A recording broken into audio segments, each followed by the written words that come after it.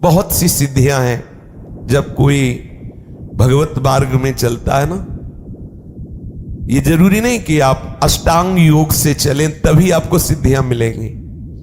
आप भजन मार्ग में चल रहे, भक्ति मार्ग में चल रहे, यदि आपके अंदर इन सिद्धियों की प्राप्ति की चाह हो तो बहुत जल्दी सिद्धियां मिल जाएं।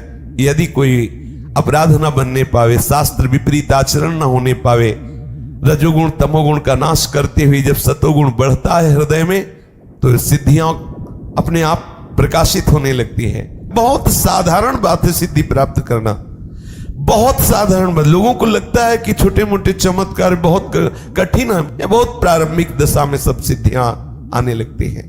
लेकिन जिसका लक्ष्य हो जाता है ब्रह्मबोध या भगवत प्रेम, उसके हृदय में सिद्धियां फटकने भी नहीं पाती।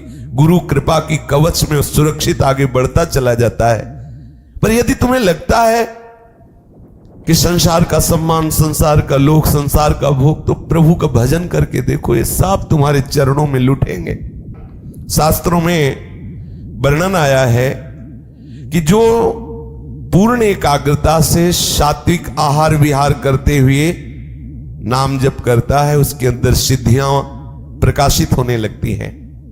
महामहिमामयी अणिमा, महिमा, लघिमा, प्राप्ति और प्रकाम्य, ईशिता, वशिता, ख्याति, ये 8 सिद्धियां सदैव प्रभु के चरणों के समीप करबद्ध खड़ी रहती है। वो भक्त की सेवा में आने लगती है। अनूर्मी, ये सिद्धि जिसके हृदय में प्रकट होती है, उसे ना तो कभी भूख परास्त कर सकती है, ना प्यास परास्त कर सकती है, ना शोक, ना मोह, ना जरा, ना मृत्यु, इन पर वो विजय प्राप्त कर लेता है। जो प्रभु के चरणारविंद का आश्रय लेके भजन करता है पर कामना है, तो उसके अंदर ये अनूर्मी नाम की सिद्धि प्रकट होती है। देखो कैसी महिमामयी है। चाहे जितने दिन भोजन न मिले, वो कभी भूख से व्याकुल नहीं हो सकता। 70 दिन तक बालक ओम प्रकाश जी ने ना अन्न ग्रहण किया, ना कोई फल फूला, लेकिन आप प्रसन्न मुद्रा में भगवत स्मरण परायण रहे। और कितने से भक्तों के चरित्र आते हैं। भूख की व्याकुलता स्पर्श नहीं कर सकती उसके हृदय में, प्यास की व्याकुलता स्पर्श नहीं कर सकती, ना तो कोई शोक उसे छू सकता है, ना मोह छू सकता है, ना बुढ़ापा और ना मृत्यु, ये उसको दुख नहीं पहुंचा सकते हैं। देखो, वो मोक्ष नहीं चाहता है, प्रेम नहीं चाहता है, लेकिन भजन में लग गया, लोक हानि की चिंता का त्याग करके। देखो कैसी सिद्धियां, अष्ट वो सिद्धियां जो सदैव भगवान के समीप ही रहती है। भगवान अंश मात्र से उस उपासक को दे देते हैं। और ये महामहिमामयी अनूर्मी नाम की सिद्धि प्रकट होती है। फिर दूसरी सिद्धि दूर श्रवणादि, वो लाखों कोस दूर की बात सुन लेगा। अगर सुनना चाहे, अमेरिका में इस समय वो अमुक है, वो क्या बात कर रहा है, यहां से सुनाई देगा। बैठे बैठे बैठा यहां है और एक एक बात उसकी सुनाई दे रही। ये सिद्धि कहीं से किसी की भी बात वो सुन सकता है कि आप क्या बात कर रहे हैं। जिधर वो ध्यान देगा उधर पूरी बात उसे सुनाई देगी। जैसे हम आपसे बात कर रहे हैं, ऐसे उसको सुनाई देगा। वो जहां की बात, लोक लोकांतर की, जहां की सुनना चाहेगा उसे दूर श्रवणादि, ये सिद्धि प्राप्त होने पर कहीं कुछ भी सुन सकता है, किसी की भी बात सुन सकता है। फिर दूरदर्शन आदि, यहां से बैठे बैठे वो देख सकता है ब्रह्मलोक में क्या हो रहा है, यहां से बैठे बैठे देख सकता है कलकत्ता में क्या हो रहा है, अमुक जगह क्या हो रहा है, देख सकता है, बैठे बैठे देख सकता है। देखो भजन का बल देखो, प्रभु का आश्रय लेकर नाम जप का प्रभाव देखो। बैठे बैठे उसकी दृष्टि इतनी सूक्ष्म हो गई, वो जहां चाहे वहां की बात देख सकता है। मनोजव सिद्धि, वो मनोजव सिद्धि को प्राप्त हुआ उपासक जिस शरीर में चाहे उसमें प्रवेश पा सकता। जिस शरीर में उसके हृदय में भावना हुई कि मैं उस शरीर में, तो उसी के मन में प्रवेश कर गया। जिस शरीर में चाहे उस शरीर में, जैसे भगवान शंकराचार्य एक राजा के शरीर में प्रवेश होकर काफी दिन तक राज भोगों का अनुभव किया। उत्तर उत्तर देने के लिए कि क्या होता है ये किसी के भी मन में। एक प्रसंग आता है योग वासिष्ठ में, श्री जनक जी के हृदय में एक योगिनी प्रवेश की, बहुत भजन परायण थी। जनक जी भी पहुंचे हुए महापुरुष, जीवन मुक्त महापुरुष, उन्होंने कहा कि तू मेरे हृदय में कैसे आ गई। यद्यपि बाहर भी सिंहासन में बैठी थी और अंदर उनके हृदय में बैठ गई जाके। स्त्री शरीर, भजन परायण और सिद्धियों को प्राप्त किए हुए। तो उसने कहा हम एकांत सेवी तपस्वी जन हैं, जहां एकांत होता है वो हमारा आसन होता है, तुम्हारा हृदय एकांत इसलिए मैं आके बैठ गई। ये देखो जनक जी के हृदय में जाके बैठ, ये मनोजो सिद्धि। मनोवेग से जहां जाना चाहे वहां पहुंच जाए, जहां जाना चाहे, किसी के हृदय में जाना चाहे, दूर देश में संकल्प किया तत्काल पहुंच गया। मन जैसे अपना मन में सोचा तो जहां सोचा वहीं शरीर पहुंच गया।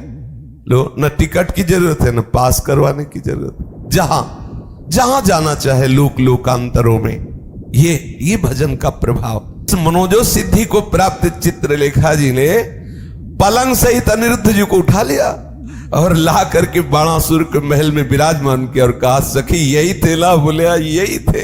ऐसा देखो कितनी बड़ी सिद्धि भगवान के चतुर्व्यूह अवतार में, जैसे राम लक्ष्मण भरत शत्रुघ्न, ऐसे ही वासुदेव संकर्षण प्रद्युम्न और अनिरुद्ध।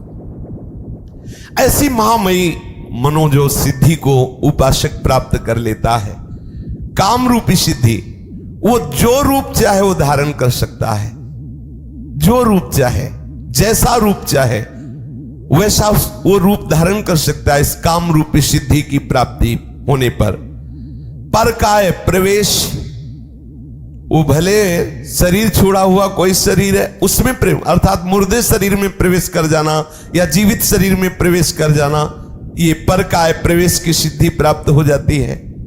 जो सात्विक भाव से स्वच्छंद मरण, जब चाहे तब शरीर छोड़े, ना चाहे तो ना छोड़े, ये कोई भगवत प्राप्ति वाली बात नहीं है। चांगदेव नाम का एक महात्मा 1400 वर्ष का, ये कोई सतयुग त्रेता की बात नहीं, महाराष्ट्र में श्री ज्ञानदेव जी महाराज के दर्शन करने में आया, सिंह पे बैठ के सांप की चाबुक लेकर के। ऐसा तो इसका तात्पर्य है कि इस स्वच्छंद मरण सिद्धि को प्राप्त है, लेकिन ना तो उसके अंदर विशुद्ध बोध है ना भगवत प्रेम है। श्री ज्ञानदेव जी के आगे उसका धूल दूसरित हो गया है सब अहंकार सिद्धियों का। और देखो भजन का प्रभाव देखो, चबूतरे में बैठे थे श्री ज्ञानदेव जी महाराज, तो पता चला कि योगी मिलने आ रहा है, तो चबूतरे से कहा हाँ चलो, तो चबूतरा चल दिया। और उसके होश उड़ गए कि मैं तो चैतन्य शेर को अपने वश में करके ला रहा हूं सांप की चाबू, ये तो जड़ चबूतरा चल दिया। भजन का प्रभाव। फिर है देव क्रीड़ानुदर्शनों, ये सिद्धि जिसके हृदय में प्रकट होती, तो जैसे अपने लोग टेलीविजन देखते हैं ना, ऐसे वो जिस लोक के वो खेल देखना चाहे, क्रीड़ा के, विविध प्रकार के, विलासता के, वो सब देख सकता है। गंधर्व लोक में कैसी क्रीड़ा हो रही, देवलोक में कैसी क्रीड़ा हो रही, ये सब यथा संकल्प संसिद्धि, जैसा संकल्प करे ठीक वैसे ही कार्य होगा। ये सिद्धि प्राप्त होने पर जैसा संकल्प करेगा वैसे ही सामने परिवर्तन हो जाएगा, चाहे वो जड़ वस्तु हो चाहे चैतन्य वस्तु हो, उसके संकल्प के अनुसार चलना होगा। यह सिद्धि प्राप्त हो जाती है। अप्रतिहत गति, उसकी आज्ञा को कोई उल्लंघन नहीं कर सकता जिसके अंदर सिद्ध, जो आज्ञा करेगा उसका पालन ही करना पड़ेगा, बलात् करना पड़ेगा, उसकी गति को कोई रोक नहीं सकता। यह सिद्धि जिसके हृदय में अप्रतिहत गति प्रकट होती है। त्रिकालज्ञता, भूत में क्या हुआ, भविष्य में क्या होगा, वर्तमान में क्या हो, सब उसे पता हो जाता है इस सिद्धि के प्राप्त होने पर। अद्वंदता, शीत उष्ण सुख दुख मृदु कठिन, ये मान अपमान सब ये वश में हो जाते हैं, कोई भी द्वंद्व से परा। लेकिन ये बोध संपन्न महापुरुष नहीं हुआ, ये भगवत प्रेमी नहीं हुआ। पराचित्ताद्यभिज्ञता, दूसरे के मन में क्या चल रहा है ये बात जान जाना, ये सिद्धि। पराचित्ताद्यभिज्ञता, दूसरे के मन की बात जान लेना, तुम मन में क्या सोच रहे हो, आज तुमने स्वप्न क्या देखा, आज तुम क्या सोच के चले हो, विविध प्रकार के मन की बातें जान लेना। प्रतिष्ठम्भ हो, अग्नि की ज्वाला से ऐसे निकल जाना, जैसे अपने लोग ऐसे टहलते हैं, ऐसे वो अग्नि की ज्वाला में टहलेगा, उसका रोम भी नहीं झुलसेगा। वो वायु के साथ उड़ सकता है, वो जल में ऐसे थल की तरह चल सकता है, भारी से भारी शस्त्र प्रहार होने पर उसकी त्वचा में खरोच भी नहीं होगा, भयंकर से भयंकर मारण विष पीने पर भी विष का कोई प्रभाव उसके ऊपर नहीं होगा। चाहे जितना सूर्य का ताप हो, उसके शरीर में गर्मी नहीं पैदा कर सकता। ये सिद्धियां अपराजय, कोई भी मंत्र से, तंत्र से, बल से उसको पराजित नहीं कर सकता। अपराजय, सब पर वो विजय प्राप्त करने की सामर्थ्य रखता है। इसलिए अगर आपको ऐसा कुछ चमत्कार भी प्राप्त करना है तो प्रभु को भजो। वो बड़े लीलामय हैं, बड़े सामर्थ्यशाली, बड़े कृपामय। लोक हानि की चिंता ना करो। जिस मार्ग के आश्रित आप हुए हो, इसमें सब सामर्थ्य विराजमान है। जो चाहोगे, जितना चाहोगे, तृप्त हो जाओगे। ऐसे तृप्त हो जाओगे कि कुछ चाहोगे ही नहीं। चल के तो देखो।